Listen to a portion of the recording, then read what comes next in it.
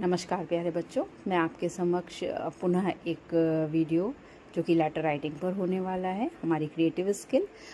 ये सभी तरह के एग्ज़ाम्स में आपसे पूछा जाता है, लेटर लिखने के लिए भी कहा जाता है और बच्चे बहुत कंफ्यूज होते हैं।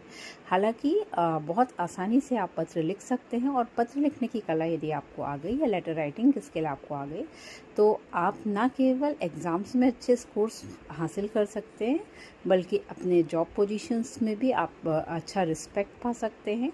लोग आपको अच्छे आदर की दृष्टि से देख सकते हैं।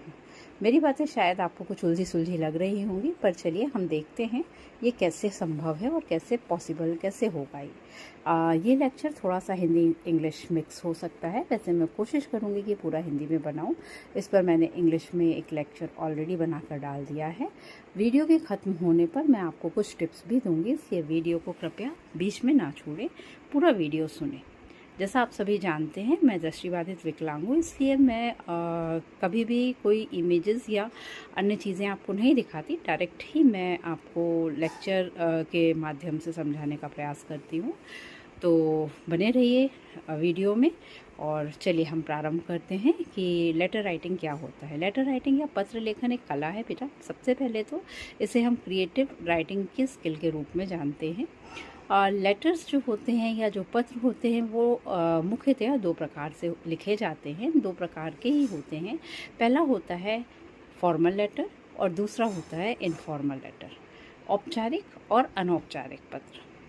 इसे इस रूप में भी आप आसानी से समझ सकते हैं कि फॉर्मल लेटर या औपचारिक पत्र उन लेटर्स को कहा जाता है जो हम किसी व्यवसाय या अपने कार्य के क्षेत्र में या फिर अपने अध्ययन के क्षेत्र में ऐसी जगह पर जहाँ पर कुछ बाउंड्रीज़ हों वहाँ पर हम फॉर्मल लेटर लिखते हैं। इसका अपना एक प्रारूप होता है और उसके अनुसार ही हमें फॉर्मल लेटर लिखना होता है। इनफॉर्मल लेटर औपचारिक लेटर होता है। इसमें हम अपनी भावनाओं को अभिव्यक्त कर सकते हैं, अर्थात इनका संबंध हमारे संबंधियों से, हमारे दोस्तों से, हमारे जो बहुत निकट जानने वाले हैं उनसे होता है। तो चलिए पहले हम ये देखते हैं कि फॉर्मल लेटर क्या होता है, उसे कैसे लिखा जाता है, क्योंकि बच्चों के मन में सबसे पहला प्रश्न आता है कि हम लेटर लिखना प्रारंभ कहाँ से करें, कैसे हम स्टार्ट करें जिससे हमें पत्र लेखन आ जाए और हम अच्छा पत्र लिख सकें। तो सबसे पहले फॉर्मल लेटर की हम बात कर रहे हैं या औपचारिक पत्रों की बात कर रहे हैं। इसमें एक चीज़ का विशेष ध्यान रखेंगे कि औपचारिक पत्र जो होते हैं इसकी भाषा शैली अनौपचारिक पत्र से बिल्कुल भिन्न होती है। इसमें हमें मैटर को सीधा साधा स्पष्ट और स्वच्छ भाषा में लिखना होता है। तो सबसे पहले जब हम लेटर प्रारंभ करेंगे तो आपकी सबसे बड़ी दुविधा कि हम कहाँ से प्रारंभ करें वो दूर करती हूँ। फॉर्मल लेटर को लिखते समय या औपचारिक पत्रों को लिखते समय अपने बाएं हाथ में सबसे शीर्ष पर सबसे पहले आप भेजने वाले का पता लिखेंगे। भेजने वाले आप खुद भी हो सकते हैं। कभी कभी पत्रों में विषय दिया जाता है कि आप फलाने हैं। फलाने का मतलब जैसे मेरा नाम सीमा है तो सीमा की जगह वहाँ दे दिया है आपका नाम रमेश है और आपको अपने आप यदि छात्र हैं तो आपसे कहा जा रहा है कि आपको अपने प्रिंसिपल को या प्राचार्य को एक पत्र लिखना है। अभी आपका नाम रमेश है तो आपको रमेश का पता लिखना है, अपना पता नहीं, वो भी बाएं हाथ के शीर्ष पर।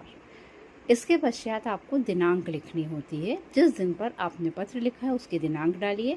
यदि आपके विषय में जो भी आपको टॉपिक दिया है उसमें दिनांक भी डालिए तो आपको वही दिनांक डालनी है, अपने मन से दिनांक का उपयोग नहीं करना है। नहीं देने की स्थिति में आप अपने मन से दिनांक डाल सकते हैं। तीसरी कंडीशन ये किसको भेज रहे हैं आप पत्र, जिसे भी आप पत्र भेज रहे हैं अब उसके बारे में हम लिखेंगे। उस संस्था का नाम लिखेंगे, उसके मुख्य जो भी कार्यकारी व्यक्ति हैं उनके पद का नाम लिखेंगे और संस्था की बात लिखेंगे, उनका पता लिखेंगे।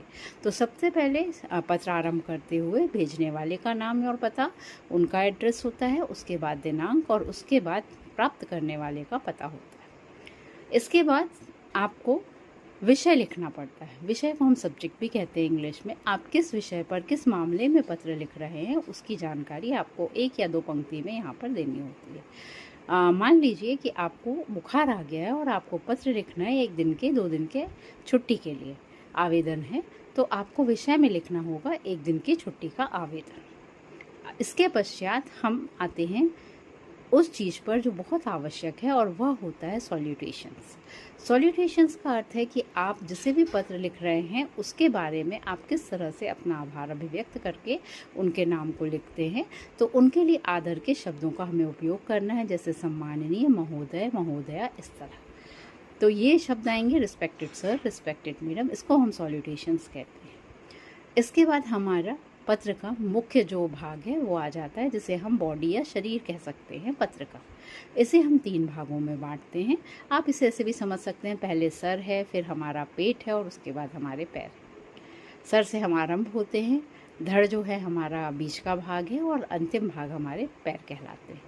तो यहाँ पर सबसे पहले आपका जो सर है या बॉडी पार्ट का जो फर्स्ट पार्ट है, उसमें आप बताएंगे कि आप किस कारण से यह पत्र लिख रहे हैं। सपोज दैट आप किसी कक्षा के छात्र हैं, तो वहाँ आप बताएंगे आप कौन हैं और आपने पत्र क्यों लिखा है। जैसे आप बीमार हैं तो आप लिख देंगे मेरी तबीयत खराब होने के कारण मुझे छुट्टी की आवश्यकता है ना। तो आपने पत्र में लिखा, आदरणीय महोदय, मेरा नाम रमेश है, मैं कक्षा 12वीं का छात्र हूँ और कल दिनांक से मुझे बुखार आ रहा है, तो इसलिए मुझे छुट्टी देनी है।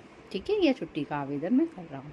इसके बाद हम धड़ में आते हैं, तो यहाँ हमें बतानी पड़ेगी कि आखिर ऐसी क्या बात हो गई है, कितने बीमार हो गए हैं आप। तो आगे आप लिखेंगे यहाँ पर कि मुझे डॉक्टर के द्वारा सलाह दी गई है कि मैं 2-3 दिन घर पर आराम करूँ, है ना। इस वजह से मैं महाविद्यालय या विद्यालय आने में असमर्थ हूँ।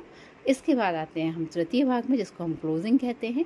और इस क्लोजिंग के पार्ट में, means body of the closing, तो उस पार्ट में हम क्या करेंगे, हम निवेदन करेंगे। चूँकि आप फॉर्मल लेटर लिख रहे हैं, इसमें बहुत ज़्यादा बृहद मात्रा में चीज़ें नहीं बतानी है, सटीक तथ्यात्मक चीज़ें ही आपको बतानी है। तो तीसरे भाग में आप बताएंगे अपने जो भी आदरणीय व्यक्ति को आपने लिखा है उन्हें बताएंगे, उनसे निवेदन करेंगे, चूँकि ऐसी हालत है इसलिए मुझे इतने दिन के अवकाश की आवश्यकता है, कृपया मुझे अवकाश प्रदान करने का कष्ट करें और मुझे अनुग्रहित करें। धन्यवाद भी आप यहीं देंगे।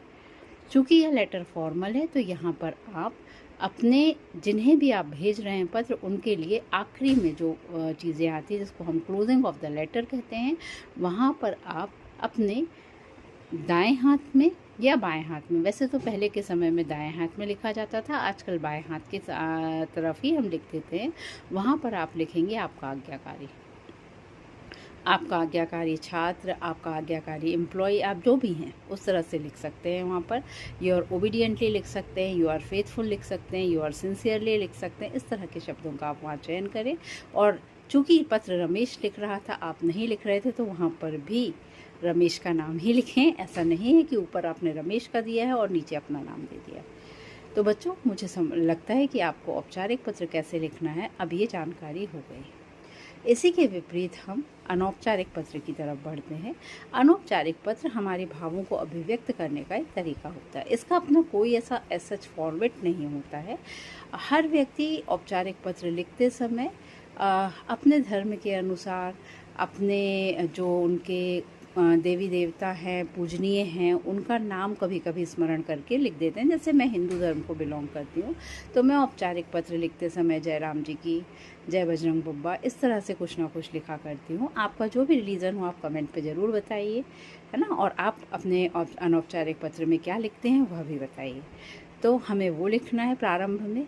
यहाँ पर हमें ऊपर अभी सेंडर और जो आपका रिसीवर है उसका एड्रेस वैसे ही लिखना है जैसे हमने अनौपचारिक में लिखा था। अभी इसके बाद हम मेन बॉडी में आएंगे, और जब हम मेन बॉडी में आते हैं तो यहाँ पर कोई फॉर्मेट नहीं, आप अपने दिल की सारी बात, सारी भावनाओं को पत्र में उड़ेल सकते हैं।